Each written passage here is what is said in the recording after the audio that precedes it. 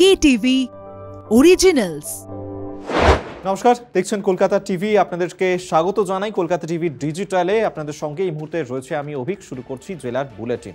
আজ দিনভর কোন কোন জেলায় কি কি ঘটনা ঘটলো দেখাই আপনাদেরকে। শুরুটা করি আবহাওয়ার খবর দিয়ে, কারণ যেভাবে জাঁকিয়ে বসতে শুরু করেছে শীত, তাতে যেভাবে আমরা দেখতে পাচ্ছি যে পারদপতনও হচ্ছে প্রতিদিনই।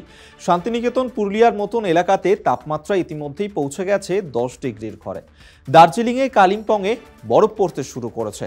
সব মিলিয়ে শীতের দাপুটে ব্যাটিং চলছে এই মুহূর্তে, যা কিন্তু ছুটি উপভোগ করছেন বঙ্গবাসী তো বটেই, উত্তরবঙ্গে সেখানেও পর্যটকরা যাচ্ছেন ঘুরতে, তারও উপভোগ করছেন। শৈল শহরে পর্যটকদের ভিড় যার কারণে বেড়েই চলেছে। আলিপুর আবহাওয়া দফতরের পূর্বাভাস অনুযায়ী সোমবার শহরের সর্বোচ্চ তাপমাত্রা 25 ডিগ্রি সেলসিয়াস পৌঁছে যাবে।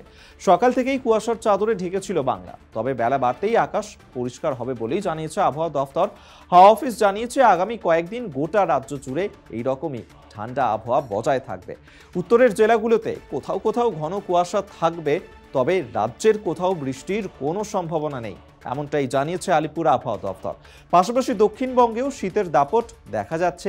একাধিক জেলায় তাপমাত্রা ইতিমধ্যেই 10 ডিগ্রির কাছাকাছি চলে গিয়েছে। আসি পরের খবরে। নরেন্দ্রপুরের দিকে নজর রাখবো, কারণ সেখানেই অপহরণের ঘটনা। নরেন্দ্রপুরে এক যুবককে অপহরণ করা হয় এবং 2 লক্ষ টাকা মুক্তিপণ চাওয়া হয় ওই যুবকের পরিবারের কাছে। ছেলেকে ফিরে পেতে যথারীতি থানায় যান তার বাবা এবং মা। ঘটনাটি ঘটেছে দক্ষিণ 24 পরগনার নরেন্দ্রপুরের রাধানগর গ্রাম পঞ্চায়েতের ডিহি এলাকাতে। ঘটনা তদন্তে নামে পুলিশ।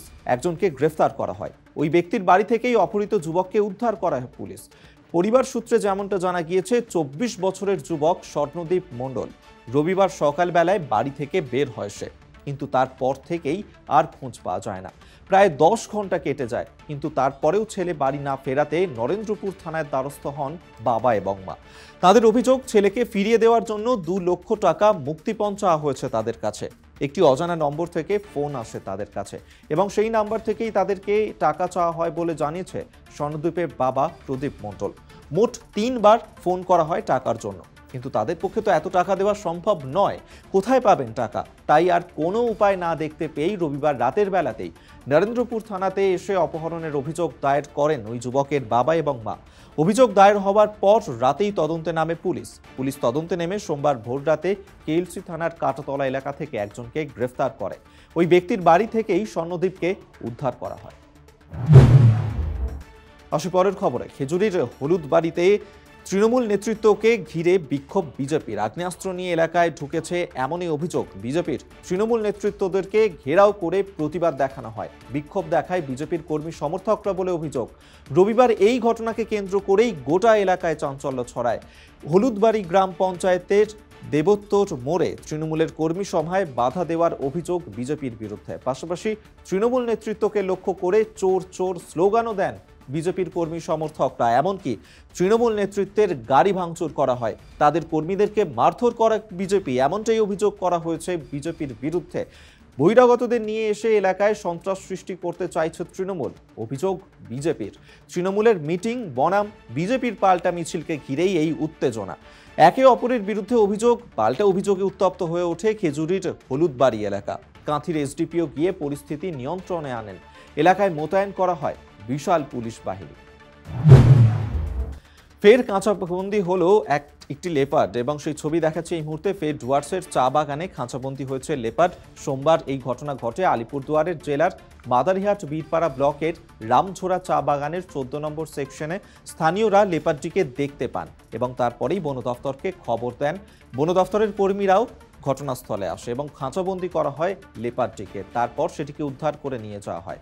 এই বিষয়ে উল্লেখ্য, বেশ কিছুদিন ধরেই চা বাগানে লেপার্ডের হানার ঘটনা ঘটছিল, যার কারণে আতঙ্কে ছিলেন সেখানকার শ্রমিকরা তো বটেই, আশেপাশের মানুষজনও। এরপর সেই লেপার্ডটিকে ধরতে খাঁচা বসায় বন দফতর। এদিন লেপার্ডটি খাঁচাবন্দি হওয়ায় অল্প হলেও স্বস্তি পেয়েছেন বাগানের শ্রমিকরা।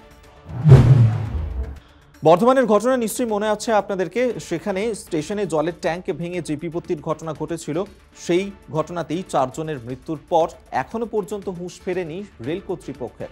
উত্তরপাড়ার স্টেশনের টিকিট কাউন্টার, সেখানেই বিপজ্জনকভাবে রয়েছে জলের ট্যাঙ্ক।